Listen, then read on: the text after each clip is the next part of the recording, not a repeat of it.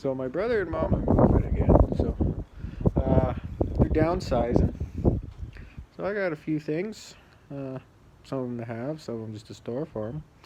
But some of it's gonna help with the wrecker build.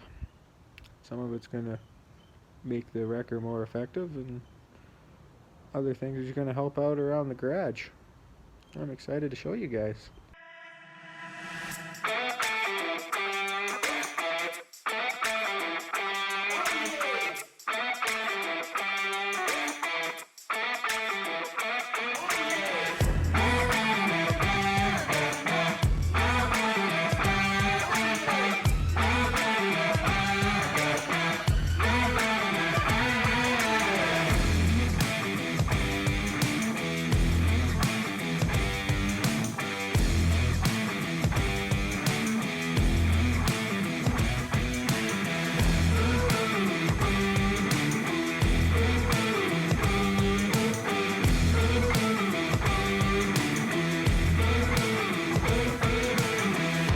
The first thing, if you remember, my offset for my wrecker deck is wrong. The wheels stick out a couple inches, so I got myself from my mom actually some skinnier wheels that will help suck them into the dually a little bit. And to be a little cooler going down the road, they're actually taller. They're 26s. It's like I got 26s for the dualies now. Check them out. So what do you guys think of my 26s? Yeah, they're a lot narrower, so they should suck in a lot more. But I'm really digging the 26. Now I just gotta try to get some rubber for them. A few other things I got. My dad was a tow truck driver. He used to have a lockout kit. My brother had it, so phoned him up and said, hey, since I got a tow truck now, doesn't it make sense that I got the lockout kit? So that'll help me run this tow truck a little bit better. This is for around the garage. I made this like 10 years ago. It's called an Iron Maiden, or at least that's what my work called it when they had theirs. It's for puncturing paint cans. Because if you don't know, paint cans can count as scrap, but they can't have aerosol in them. So this used to have a lid. It got broken off. What you do is open the lid, put your can in, close the lid. Ka-pew! The bottom's all open so it can leak out. You put it in a bucket. The one we had at work had a hook on it, hung in a big 50-gallon drum. And then when the drum was full, we'd scrap it. But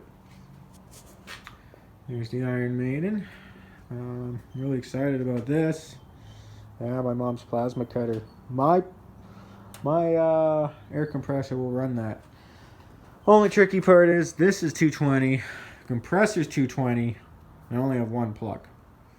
So I'll have to fill up the compressor, use this, and then when the compressor starts to get low, stop, fill it up. So it'll be a little tedious, but that'll make cutting stuff a lot easier. And I got this tub here. Excited about this one. It's a home self powder coating kit. So just need to get a home stove or something, throw it in the garage. Something else is 220, of course. And I can powder coat my own stuff for this. Yeah, engine brackets, lug nuts, wheels. Want to make sure you get an oven that's big enough to do some wheels. So that'll be fun. Looking forward to all this stuff. Can't wait to use this on somebody's vehicle. Legally, of course, with them asking me to get into it for them, not break in. Truck is pushed half out of the garage. Engine's here. Engine hoist all set up. I love this thing. Didn't pay a dime for it. It was built by a semi-mechanic. My boss's dad. My boss needed an engine hoist. He said, Dad, can you build me an engine hoist? He said, sure, I got you. And then he built this, and my boss was like, holy crap, I didn't need it to like lift up the whole car. So it was too big and cumbersome for him after using it for a while, so he ended up giving it to me. On its weakest settings, it picked up the whole front end of my crew cab with the big block in it and the big heavy bumper on the front. Didn't even hesitate, picked it up. So it is awesome. The only problem is, like I said, it's cumbersome, it's heavy, and it doesn't go up much higher than level. Like, it only picks up to kind of here, which when pulling engines, you have to kind of take the red support out, then you can't go up and over. But I prefer pulling this way anyways. Alright, guess let's get this bread. I almost forgot one of the most important parts. Rear main seal. It's one of the reasons I pulled it out.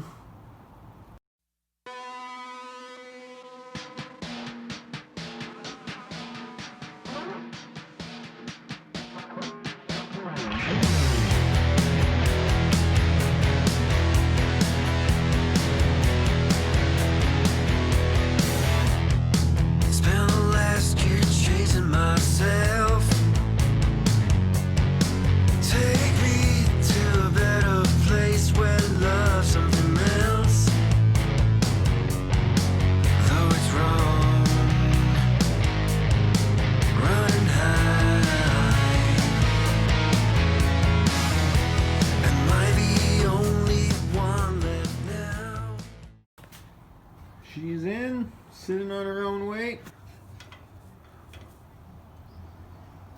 Got the motor mount bolts in.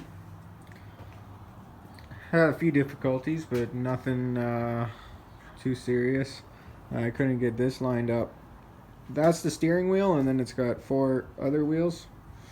Because this garage is slanted like this, the steering wheel was not touching, and the motor, their engine, sorry, was like way over up against the brake booster.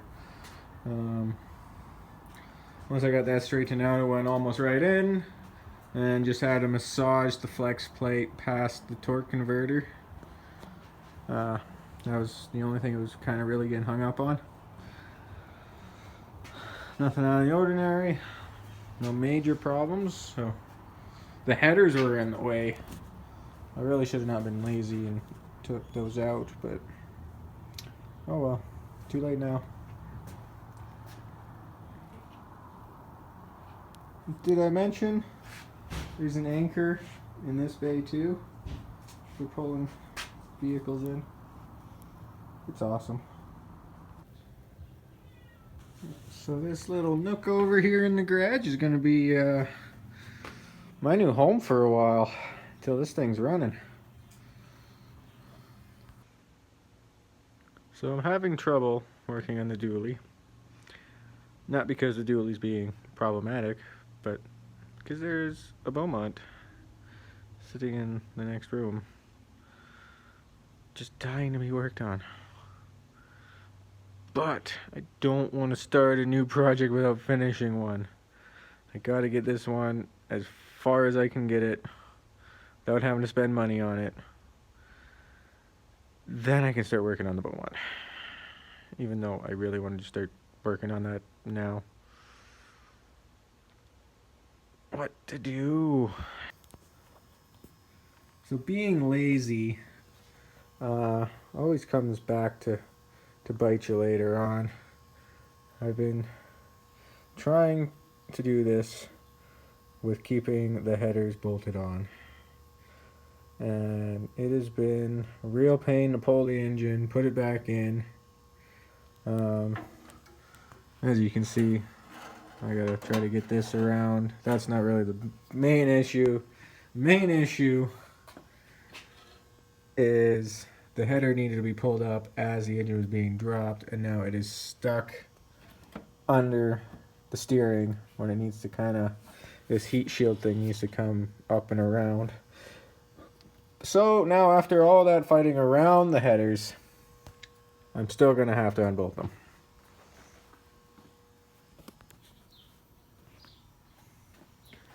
Got the headers out. That was a pain. All the bolts were dickered, so just ended up cutting it with the Sawzall, unplugging the O2 sensor, and then just pull it all in one piece. And now I'll deal with it how it is. Now I can get at the bolts properly. So, going the opposite way. I'm supposed to be putting things on, I've taken them off now, but I guess it is what it is. Now, I don't know what Edelbrock's quality of work is, but I imagine it would be somewhat better than this. And there's, I don't know if the camera will see it, there's MIG wire in there and all this spatter. And these kind of look kind of awkward, especially with this end on here. I thought it would be like a 3-inch collector pipe. Maybe, are these homemade, cut out of Edelbrock long tubes or something maybe? Or are they really like that and that's actually Edelbrock?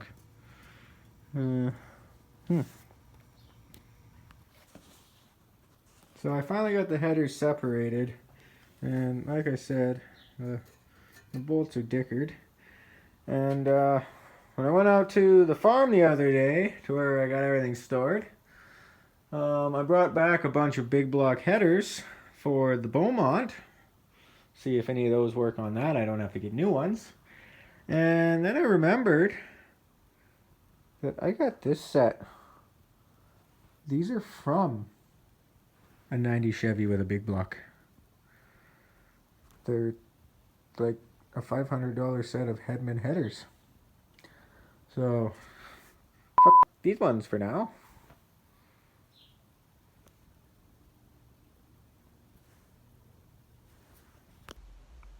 So I went under the truck to check out the headers, and they looked good. They cleared the drive shaft, which I knew they would. They're for a 2-wheel drive, but I had them in my 94, which is a 4-wheel drive, and they fit. They're close to the drive shaft, but it's IFS. The drive shaft doesn't move, so it's okay.